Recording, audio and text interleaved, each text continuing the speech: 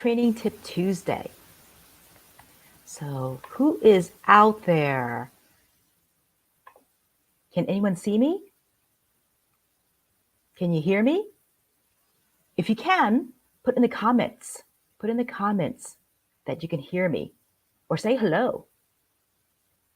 All right. And so, one of the topics I'm going to talk about today is about calm dogs. And I've been talking about this for several weeks now and giving different kinds of tips. But there's a concept that I want to make sure I share with you regards to your calm dog. So is anyone tuning in? If you're here, let me know where you are tuning in from and what is your pup's name if you have a dog. And who's brought home a dog recently? Or maybe adopted a mature dog. I just was at an event this weekend for some special dogs and senior dogs.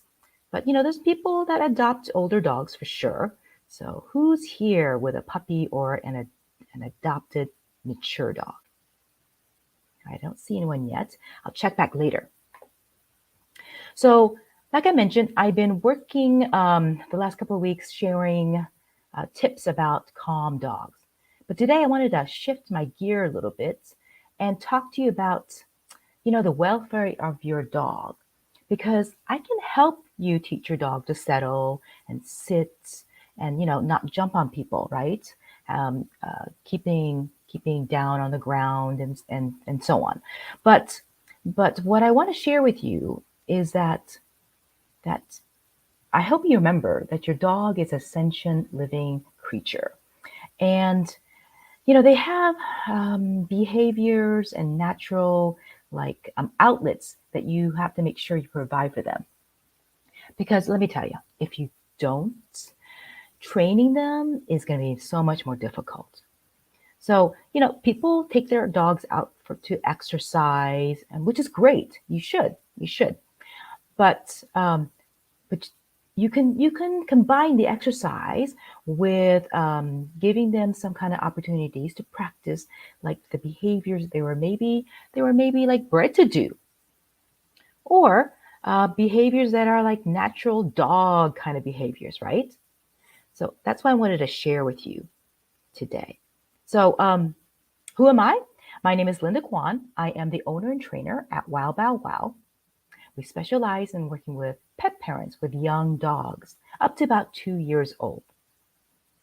And like I mentioned earlier, we help the pet parents understand their dog so training becomes easier.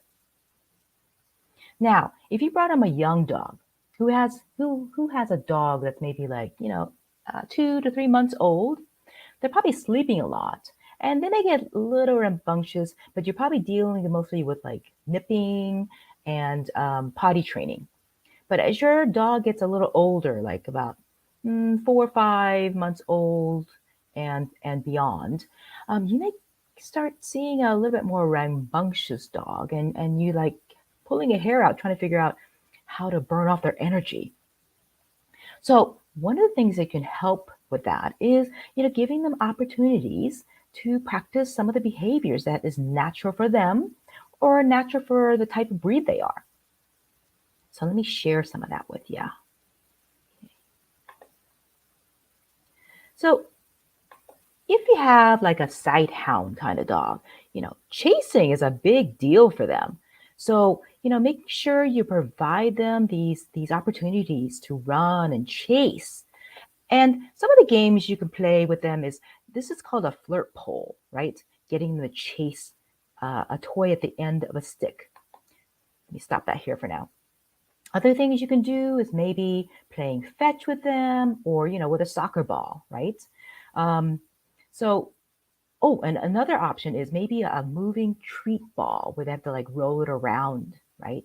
So they may enjoy that too. Now, if you have a breed that likes to herd, like this kind of dog, right? Um, Controlling movement is a big natural reward for your dog, and they love to stop and start movement. So outlets such as herding ball games And human tag is great. Now, a lot of dogs love to dig, like terriers, right? So, a great outlet that I like to share with you all is here, you have like a paddling pool, a small paddling pool, or a small bowl like this with water where they can dig through. But you can also just put balls in there and you can drop treats in there and they will dig through it looking for the treats.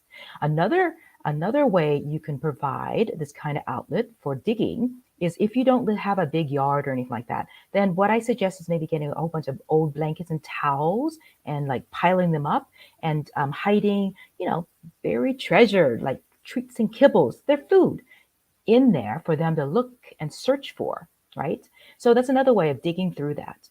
Now, if you have a yard, giving them a designated zone in the yard for digging, that's another way of giving them that opportunity. Now, the other thing that a lot of dogs enjoy is using their nose. And such things as snuffle mats like this, like you put the kibbles in there and treats in there, because I use this for kibbles, my feeding time, right? And they use their nose to go find the food.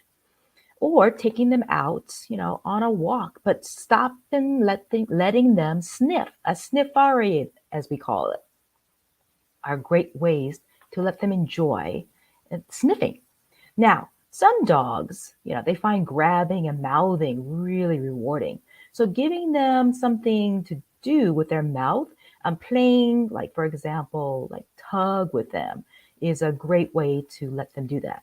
You can also teach them to like carry things for you and bring things for you, right? So retrievers and gun dogs, they love mouthing things and showing them off to you. So let them do that. Let them get their toys and then, give a big fuss when they do so. Now, some dogs love shredding things. I have a dog that loves to do that. So I give her opportunities. You can use boxes or let them shred paper, but you giving them an area or the type of material that you would like for them to shred. And then, obviously there are toys. You can get toys where you're shredding and I know it's messy, pulling out the stuffing, right? That's what one of my dogs love to do. So shredding and pulling out the stuffing. So I'm here to remind you that you're a pup. Your pup should be allowed um, to have opportunities to practice the behaviors they were either bred to do or to do because they're a dog. And then, like I mentioned earlier, you know what? When they get a chance to do this, then they can focus better. They can learn better. So I highly recommend that you give them these opportunities. I also wanted to share with you that in the beginning of March, which is about a month away, I'm going to start my teen program again for adolescent dogs. But I've been revamping it and I wanted to offer up to like about 5 to 10 people an opportunity to join me earlier and help me fine tune the course. And so I am here. So sorry, I am here to ask if anyone wants to join me to help me fine tune my course. Now, for your contribution and your feedback, I am happy to offer the course to you at 50%. So if you're interested, let me know. Put a comment, down below to let me know that you may be interested. And let's see here. I don't see anyone that's joined me. So I'm going to say thank you for joining me for my Training Tip Tuesday. And you know what? If you come back, hashtag replay and let me know. Let me know if you got a new dog or a young dog and you're having these kind of issues. And you have questions about how to provide them these opportunities to enjoy, to be a happy dog, to give them opportunities to do dog things, right?